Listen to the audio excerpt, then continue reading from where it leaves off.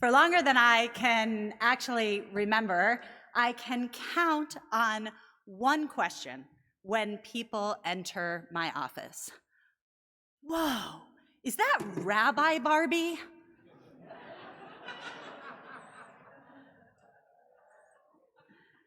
I had the same reaction actually myself when I first saw her and ordered my first piece of Jewish art. Made by Soferet Jen Taylor Friedman, she was intentionally subversive. And when I ordered her way back, I was given the choice. Which Masechet of Talmud would you like to come with her? In the geekiest girl rabbi humor I could summon, I requested Masechet Sota, the book of Talmud that is concerned with suspicion of women that had often been cited as proof text for why women should not learn Talmud. But the inside joke, maybe funny only to me, is that Sota actually ends with a lament of a changing world, a long litany of great rabbis who died, leaving the world bereft of the value that they stood for. For example, when Rebbe died, humility and fear of sin ceased. Then, in one of the Talmud's best moments, one guy pipes up and says, "How can you say that humility has ceased? De'ika ana. There's still one who's humble, me." I always took that quip as an invitation. It's so human to see change of tradition as loss. But that last mic drop moment is so profound because it says, don't grieve, grow. Thus, Rabbi Barbie, whose real name, just to be clear, at least according to her maker, is Tefillin Barbie. And that actually matters because it's not just to speak to the idea of a rabbi. It is every woman who takes her place in the rituals of our tradition with pride. She is every woman who says, while you were busy mourning the world order that once was, look over here. De'ika ana. There's me. If you haven't been completely off the grid this summer, you've probably noticed that this summer is Barbie's moment. The buzz on the Barbie movie has run the gamut from celebratory, almost breathless praise to one male viewer who was so enraged that he literally lit his Barbies on fire. The intense cultural conversation, if you've been paying attention, reached fever pitch on release day as a phenomenon called Barbenheimer captured imaginations. In the theater where Mike and I saw the film Oppenheimer on its release night, immediately, as soon as Oppenheimer concluded, before the credits had even started to roll, about 3/4 of the theater jumped up and ran for the door, some of them stripping off their coats to reveal bright pink t-shirts underneath. They were definitely on their way to see Barbie. When we later saw the Barbie movie itself, we were surprised that the two films were not as disconnected as the pretty and pink vibe would suggest. As one internet meme put it, one is about exploring the depth of the dark side of the human soul and the shallow collective value of humanity as we approach Armageddon. The other is Oppenheimer.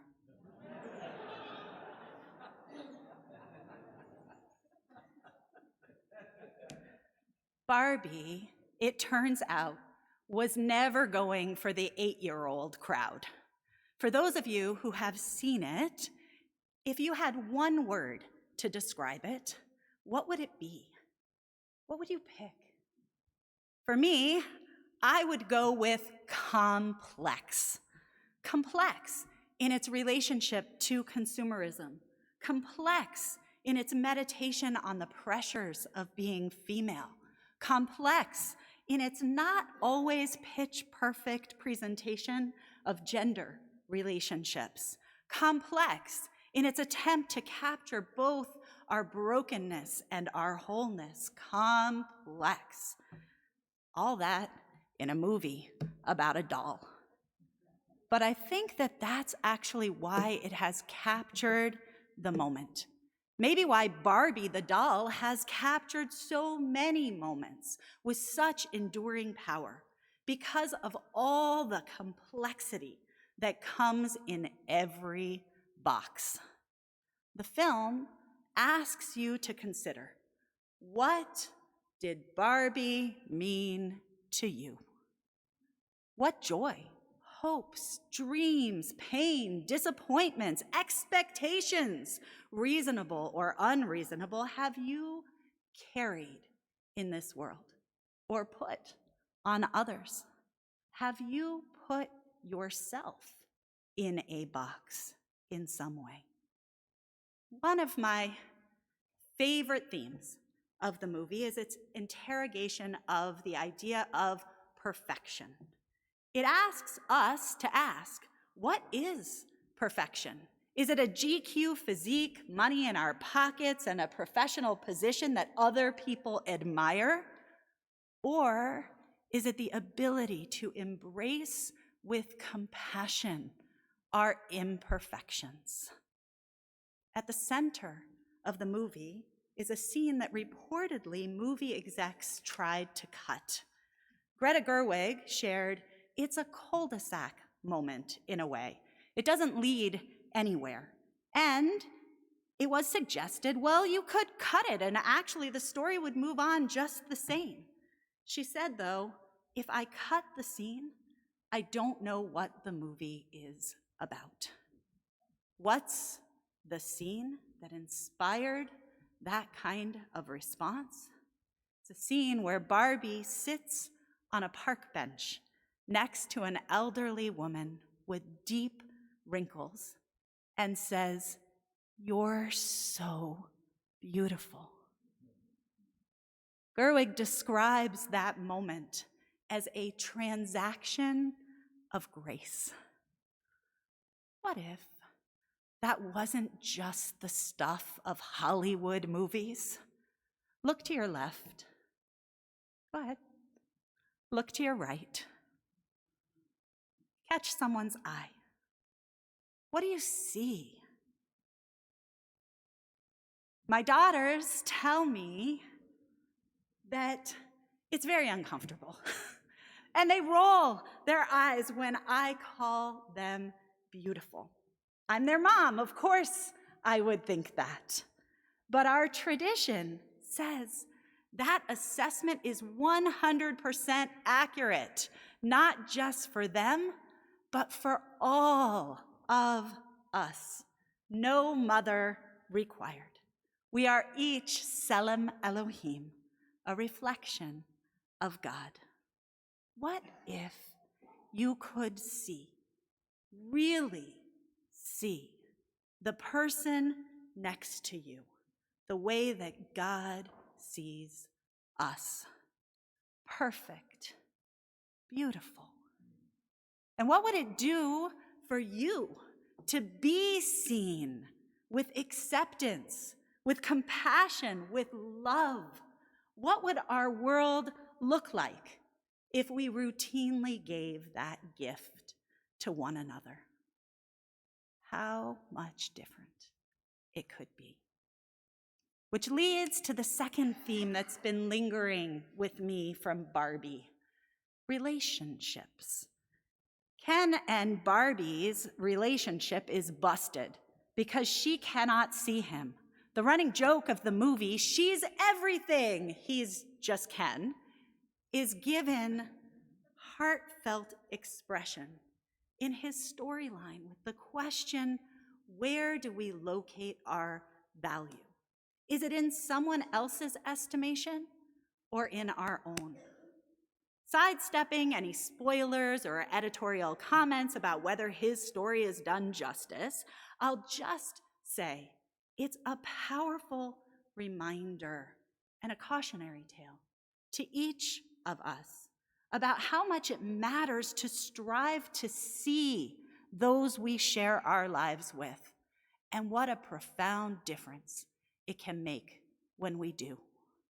That's actually core Torah, passed down in the famous story of how Martin Buber the scholar became Martin Buber the transformative theologian.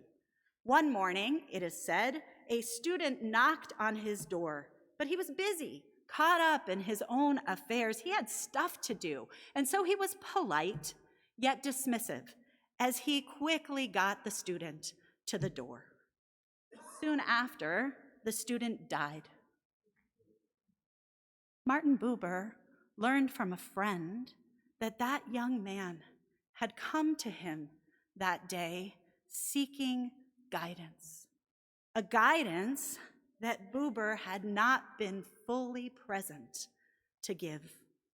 From that moment on, he taught that holiness is found in truly encountering another. When was the last time you sat with your partner or your parent, your child or friend, and just asked, what matters to you? What are you holding that hurts, and how can I help? Maybe you can answer their need, or maybe you can't. But Buber's enduring wisdom is one that we'd all be well served to heed more often.